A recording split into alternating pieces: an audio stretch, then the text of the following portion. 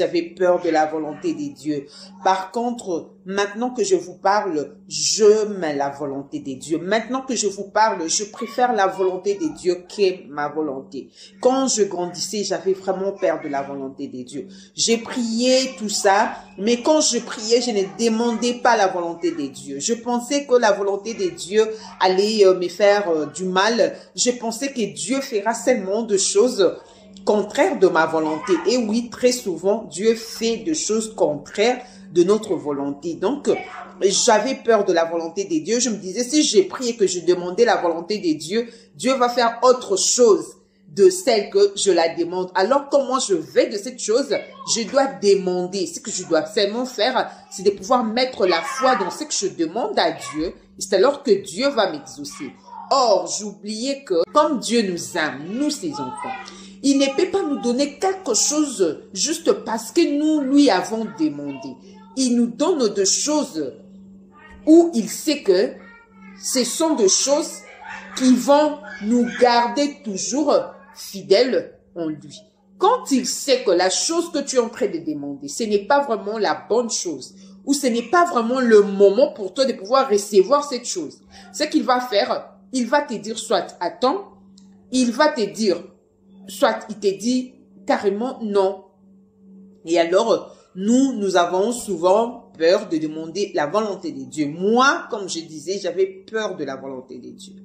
Puisque je me disais, si je demande la volonté de Dieu, il va faire ce que je ne sais pas. Et j'avais peur de pouvoir vivre les choses que je ne pense pas avoir. Vous comprenez? Et je peux vous raconter une petite histoire rapidement. En 2020, j'avais perdu mon père. Et pendant qu'il était malade, j'ai prié pour lui. J'ai prié. Et alors, vous voyez, quand tu es loin, tu ne sais pas voir ce qui se passe avec tes propres yeux. Tu as toujours des informations au téléphone, tout ça.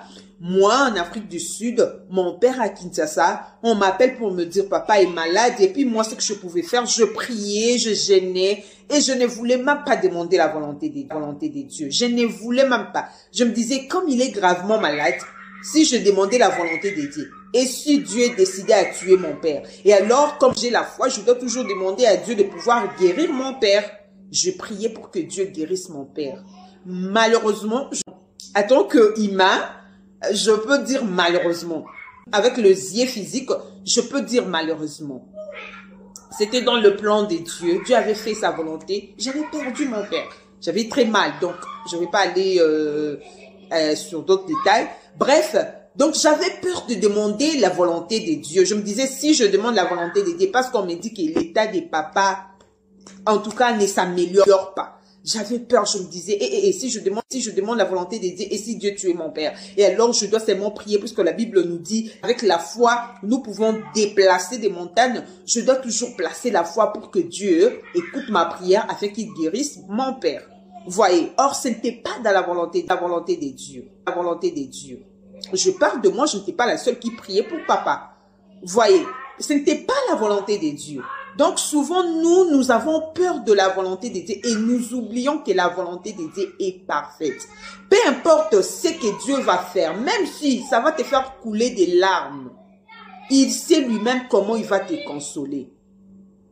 Il faut toujours s'abandonner dans la volonté de Dieu. Un vrai enfant de Dieu, c'est lui qui connaît son Père, qui est dans le lieu céleste. Il n'aura pas peur de sa volonté. Il faut vraiment, si tu as l'habitude d'avoir peur de la volonté de Dieu, je t'exhorte aujourd'hui. Il faut éviter de se plonger dans cette peur. Il faut laisser la volonté de Dieu de pouvoir agir dans ta vie. Dieu ne peut jamais te donner la mauvaise chose. Dieu ne peut jamais faire quelque chose qui va te tuer. Dieu ne peut jamais faire quelque chose où il sait que tu ne seras pas en mesure de la supporter. Il faut toujours chercher la volonté de Dieu. La volonté de Dieu est vraiment contraire de notre volonté très souvent. Mais sa volonté est plus parfaite que notre volonté. Il faut toujours demander la volonté de Dieu. Il faut dire à Dieu, mon Dieu, je ne sais pas ce que tu feras, mais je sais que tu agiras. J'abandonne toute ma vie entre tes mains. Fais ce que tu veux. Laisse-moi vivre dans ta volonté, car je te fais confiance. Dieu n'abandonne jamais ses enfants. Peu importe la situation qui peut se présenter dans ta vie ou qui se présente actuellement dans ta vie, sache que Dieu ne peut jamais t'abandonner. Si cela est de sa volonté et que tu traverses des moments comme ça, sache que devant toi, il y a une victoire qui t'attend. Sache que devant toi, il y a des chants de louange que tu vas chanter. Sache que devant toi, il y a des chants d'allégresse qui t'attendent. Il faut toujours se confier en Dieu. Peu importe la réalité que tu traverses, sache que la réalité n'est pas la vérité. La vérité, c'est Dieu qui l'a. Et alors, quand tu es son enfant, il ne peut pas te laisser continuer à vivre dans de réalités. Il y aura un moment où il te fera vivre dans sa vérité. Et tu comprendras que s'abandonner entre les mains de Dieu, c'est vraiment être comme un aveugle qui ne connaît pas le chemin, qui ne voit rien devant lui, mais qui a confiance à celui qui essaye de l'aider, de pouvoir faire le pas. Sois comme un aveugle qui ne connaît pas le chemin. Il ne faut pas tout savoir. Abandonne-toi entre les mains de Dieu. Laisse que Dieu dirige tes pas. Même si tu ne vois pas là où tu es en train de partir.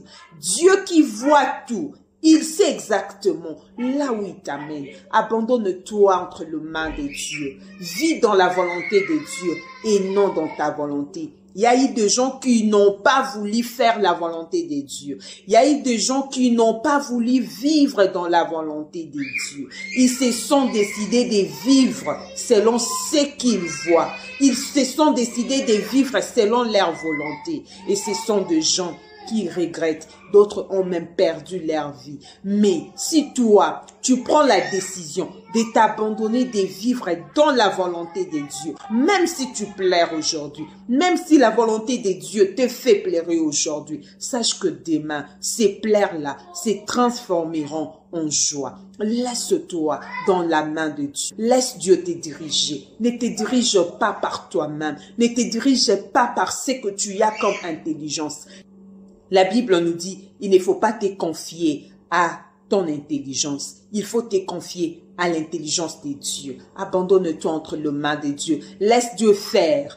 Toi, sois flexible entre les mains de Dieu. Laisse-lui faire ce qu'il veut faire dans ta vie. Même si tu ne comprends pas, fais-lui confiance. Il ne peut pas te faire du mal. Il ne peut pas faire quelque chose qui va vraiment te détruire. Dieu, dans son amour, il ne peut jamais détruire ses enfants. Si vos pères savent donner de bonnes choses à leurs enfants, à combien plus forte raison, c'est lui qui t'a créé. C'est lui qui a donné son fils unique. Laisse-moi te dire cette vérité. C'est lui qui a laissé son trône. Il a laissé son trône. Il s'est fait chair pour venir te sauver. Ne te donnera pas la chose dont tu as besoin. Dieu te donnera tout ce dont tu as besoin. Seulement si cela n'est pas de sa volonté. S'il voit les dangers dans ce que tu demandes, il ne te donnera pas cette chose à cause de l'amour. Quand tu as de l'amour pour quelqu'un, tu ne voudras pas que cette personne tombe dans le piège où toi tu vois et qu'elle ne voit pas. Tu feras de ton mieux pour la sauver afin qu'elle ne puisse pas tomber. Et c'est comme ça avec notre Dieu. Notre Dieu voit ce que nous ne voyons pas. Nous nous précipitons vers des choses qui attirent nos yeux. Par contre, Dieu ne se précipite pas. Dieu fait des choses dans le calme. Et alors, il faut vivre dans la volonté de Dieu. Aussi, quand tu vis dans la volonté de Dieu, tu n'auras pas de stress. Quand vraiment tu sais que tu es dans la volonté de Dieu, même si tu manques de quoi manger, tu seras en paix. Parce que tu sais que c'est la volonté de Dieu. Tu sais exactement comment cette histoire va finir. Par contre, si tu vis dans ta propre volonté et que tu manques le pain, tu seras troublé, tu auras des inquiétudes, tu vas même te rediriger. Abandonne-toi entre les mains de Dieu. Vis dans la volonté de Dieu. C'est lui qui vit dans la volonté de Dieu. peut manquer aujourd'hui. Par contre, demain, il ne manquera pas. En fait, nos vies sont entre les mains de Dieu. C'est Dieu qui sait bien diriger nos vies. Nous ne savons rien de ce qui viendra demain. Nous pouvons parler de notre passé. Nous pouvons parler de notre présent parce que nous les vivons maintenant. Notre présent. Mais notre futur, nous ne savons pas ce qui viendra. Mais Dieu connaît déjà notre futur. Et alors, pourquoi ne pas vivre selon ce que Dieu met sur ton chemin? Parce que lui connaît ton demain. Faire ta volonté, c'est vraiment jouer à la folie. Par contre, faire la volonté de Dieu, c'est vraiment être très sage. Et alors, sois sage. Vis dans la volonté de Dieu et non dans ta volonté. Sinon, merci beaucoup de m'avoir suivi. Dieu vous bénisse.